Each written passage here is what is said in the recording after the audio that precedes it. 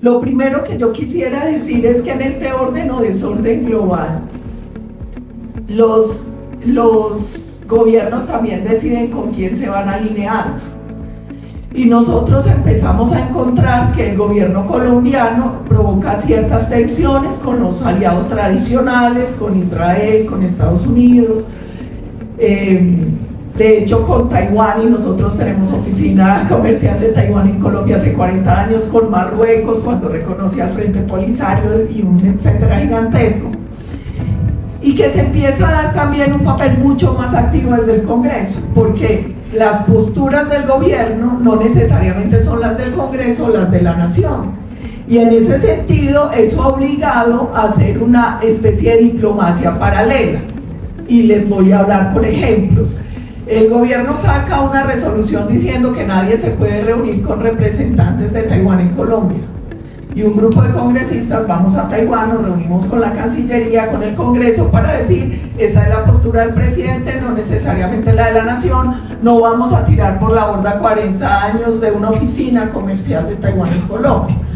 Nos pasó lo mismo con Marruecos, reconocen al Frente Polisario como Estado, eso genera una tensión, nosotros vamos otra vez al Congreso, a la Cancillería, a las autoridades en el Sahara marroquí a explicar la postura del presidente, no necesariamente, y a tratar de calmar las aguas. En el caso de Ucrania sucedió algo similar. A pesar de que el presidente dice que la postura de Colombia fue neutral, en realidad estuvo más inclinada a Rusia que a Ucrania, y fue demasiado evidente. Entonces, un grupo de 5 congresistas viajaron el año pasado a reunirse con Zelensky y a explicarle al presidente de Ucrania que nosotros tenemos toda la solidaridad, todo el afecto por Ucrania, reconocemos el valor con el que han resistido un ataque feroz como el ataque de Rusia.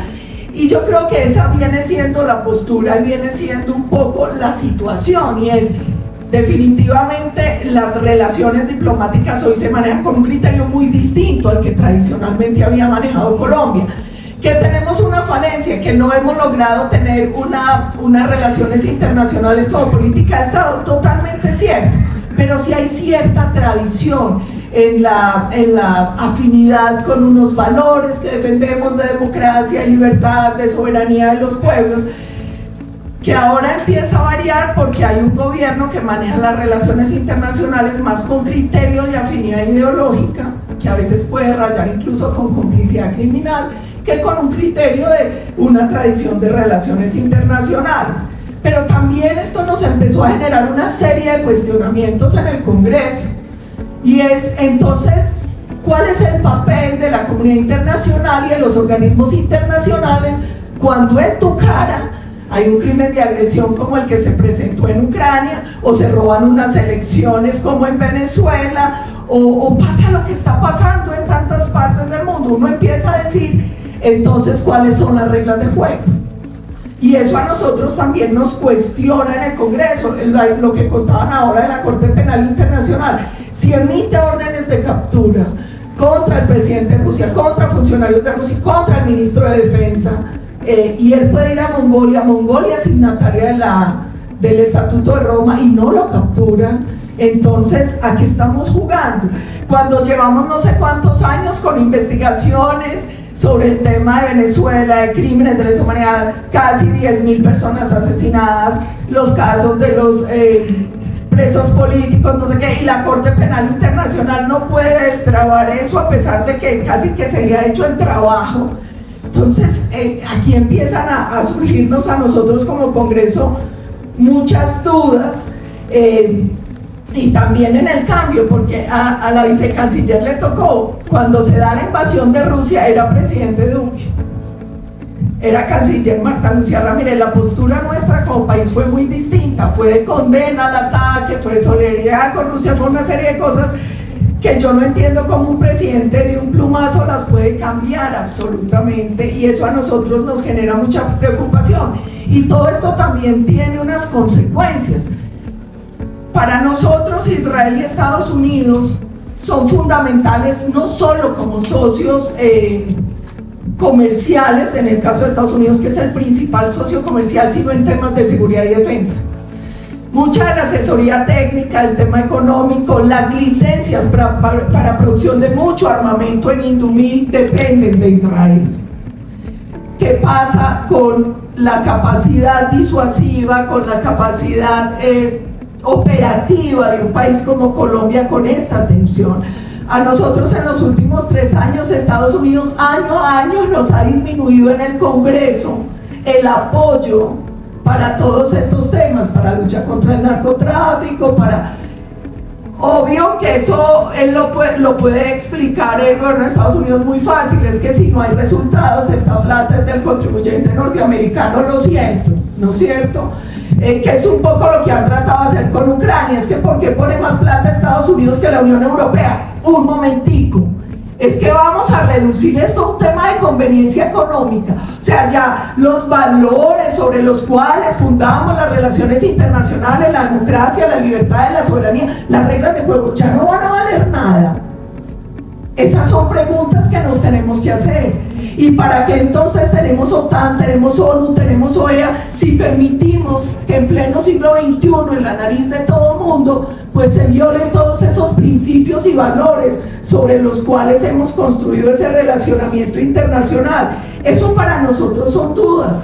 Y esta guerra también en temas de seguridad y defensa nos crea unos nuevos retos, porque nos hace estrellar de manera mucho más clara con las nuevas guerras híbridas, con un cambio en la estrategia, en los modelos de guerra a través de drones, con inteligencia artificial, con un montón de cosas sobre las cuales Colombia tiene que empezar a pensar. Por ejemplo, Ucrania hizo una cosa bien interesante que fue abrir el año pasado una rama especializada en todo el tema de drones y de todas estas nuevas tecnologías.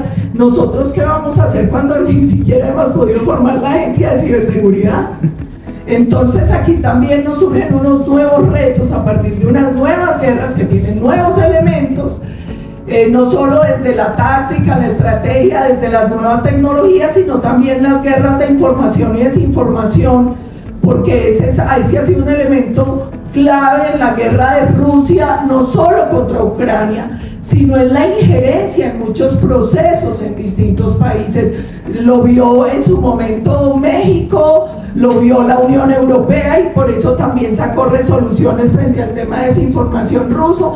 Entonces, lo cierto aquí es que estos procesos nos están abriendo nuevos retos, tenemos enormes preocupaciones, estamos aprendiendo a hacer una diplomacia parlamentaria paralela, porque hoy hay un riesgo, y es, si bien la Constitución establece que el Ejecutivo es el que maneja las relaciones internacionales, los demás poderes en Colombia no se pueden quedar de brazos cruzados cuando las posturas del gobierno muchas veces van en contravía de las posturas de la nación y además pueden empezar a generar riesgos en temas tan delicados como la seguridad y la defensa.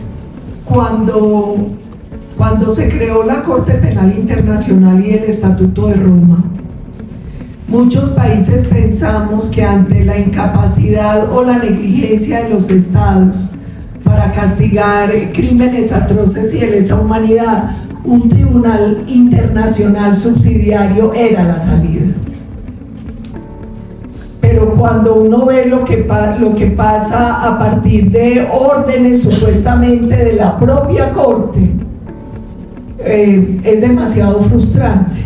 Y por eso yo les decía ahora, una de las grandes preguntas que nos hacemos hoy es, de verdad, ¿cuál es el papel de la comunidad internacional y de los organismos internacionales? Es que vuelvo y digo, es que emitieron son dos sentencias separadas de órdenes de captura contra Putin y gente de su gobierno.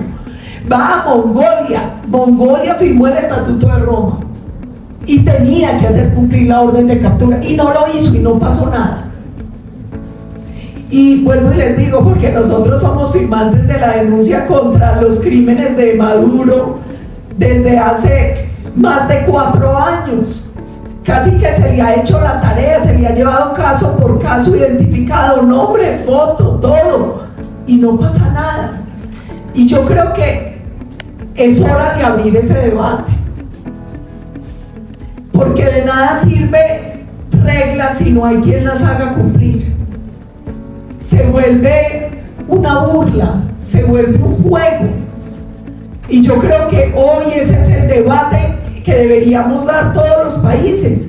Y si vamos a seguir teniendo las reglas basadas en los valores que supuestamente eran, porque mire, cuando uno ve cosas como la encuesta de Latinbarómetro, uno se da cuenta que para la ciudadanía incluso la democracia ha perdido sentido y ha perdido valor. A la gente ya no le importa si vive en una democracia o en una autocracia.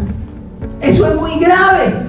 Los valores fundamentales que hicieron nacer estas organizaciones, que era, tenemos que luchar por el equilibrio, por una paz y una seguridad global, por la democracia, por la libertad, por un montón de conquistas que costaron tanto, hoy se han ido al traste. Hoy vemos muchos menos países democráticos que hace unos años, cuando el pobre Francis Fukuyama escribió El fin de la historia. Todos pensábamos que bueno, que estábamos avanzando por la ruta que era. Hoy miramos atrás y nos damos cuenta que no, que hoy hay más autocracias que hace algunos años, que hoy esos valores perdieron valor incluso para la ciudadanía. Y hoy ese es el debate que tenemos que abrir, porque entonces ¿cuáles van a ser las reglas de juego? ¿Y en qué se va a basar el relacionamiento internacional? O si simplemente aquí va a ser que el que paga el mariachi coge las canciones y que puede escoger las canciones que quiere. O sea, esas son preguntas que hoy nos deberíamos hacer, y en qué valores vamos a fundar ese relacionamiento, porque yo creo que ese es el punto más crítico, y yo no sé cómo hacer que la Corte lo cumpla, y tampoco sé qué tantas ganas tenga que se cumpla.